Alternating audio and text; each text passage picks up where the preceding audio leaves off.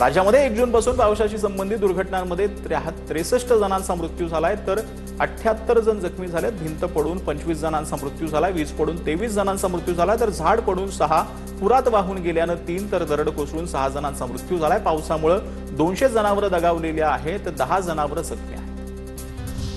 अल निनोच्या संभाव्य प्रभावासाठी केंद्र सरकारकडून तयारी सुरू आहे। कृषी मंत्री शिवराज सिंह चौहान यांनी ही माहिती दिली आहे। शेतकऱ्यांना बियाणं, किसान क्रेडिट कार्ड आणि पीक विमा यांसारख्या सुविधा उपलब्ध करून दिल्या जात आहेत। चौहान यांनी ही माहिती दिली। ठाण्यामध्ये झाड कोसळून जखमी झालेल्या व्यक्तीच्या उपचारादरम्यान मृत्यू झालाय। सोमवारी आरटीओ कार्यालयाबाहेर झाड कोसळल्यानं पांडुरंग भुवड हे जखमी झालेले होते। महावीर जैन हॉस्पिटलमध्ये उपचार सुरू असतानाच त्यांचा मृत्यू झालेला आहे।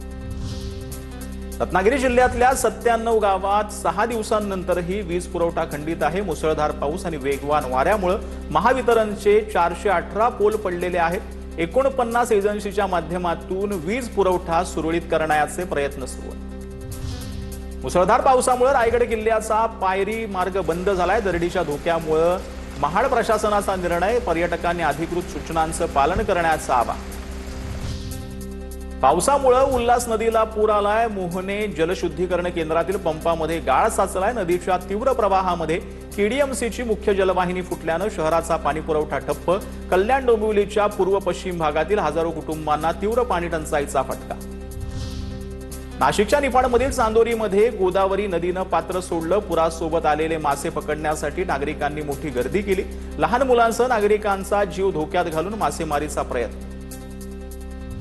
गुजरातमध्ये पावसाचा हाहाकार। सुरतमध्ये पुरामुळे 9 जणांचा मृत्यू। पूरग्रस्त भागातून 3400हून अधिक नागरिकांचं रेस्क्यू। पलसानामध्ये सर्वाधिक पावसाची नोंद। जनजीवन विस्कळीत।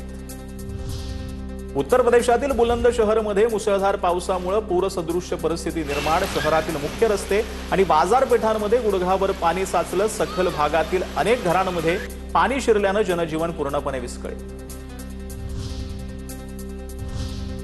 तर पावसासंदर्भातल्या आणखी टॉप 9 बातम्या। मुंबईला पाणी पुरवठा करणाऱ्या 7 जलाशयांचा पाणीसाठा 48.59% गेल्या 24 तासात धरणांमधील पाणीसाठ्यामध्ये 7.23% वाढ झाली। 7 धरणांपैकी 2 धरणं 100% भरली आहेत। विरार नालासोपाऱ्यामध्ये 70% परिस्थिती पूर्वपदावर आली। अनेक ठिकाणाहून पाण्याचा निचरा होतोय। दुर्गंधी आणि कचरा हटवण्यासाठी सफाई दूत जाहीर रस्त्यावर आहेत। नालासोपारा, वसई लिंक रोड आणि आचोळा रस्त्यावर सर्वत्र खड्ड्यांचं साम्राज्य। तालापुरातील मुठा गावावर भूस्खलनाचं संकट आहे। खबरदारीचा उपाय म्हणून 150 ते 200 नागरिकांचं स्थलांतर झालंय। गावच्या वरच्या डोंगरावरील भूस्खलनानंतर गावावर दरड कोसळण्याचा धोका आहे। सांगलीमध्ये कृष्णाच्या पाणी पातळीमध्ये वाढ झाल्यानं नदीतील मगरी नदीकाठच्या शेतामध्ये आल्यात। पलूस तालुक्यातील अमनापूर येथे एका शेतामध्ये मगरीचा मुक्काम आहे। शेतकऱ्यांकडून दृश्य मोबाईल कॅमेऱ्यात कैद करण्यात आले।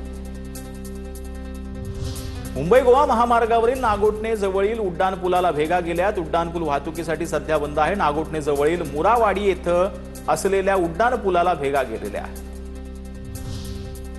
निफाड तालुक्यातील सायखेडा येथे गोदावरी नदीवरील जुन्या पुलाला जलपर्णींचा विळखा बसलाय। जलपर्णी न काढल्यास पुलाला धोका आहे। संभाव्य दुर्घटना टाळण्यासाठी प्रशासनानं तातडीनं जलपर्णी हटवावी। नागरिकांसह वाहनधारकांनी ही मागणी केली। भंडारा जिल्ह्यामध्ये मुसळधार पावसाची हजेरी। घराबाहेर पडलेल्या नागरिकांची चांगलीच तारांबळ। पावसाच्या सरीमुळे बळीराजा मात्र सुखावला। नांदेडमध्ये वर्षभरापूर्वीच बांधलेल्या उड्डाणपुलाचा भाग कोसळला। सुदैवानं कोणतीही जीवितहानी नाही। विष्णुपुरीच्या SGGS या कॉलेजमधील समोरील ही घटना आहे। नागरिकांमध्ये संताप आहे।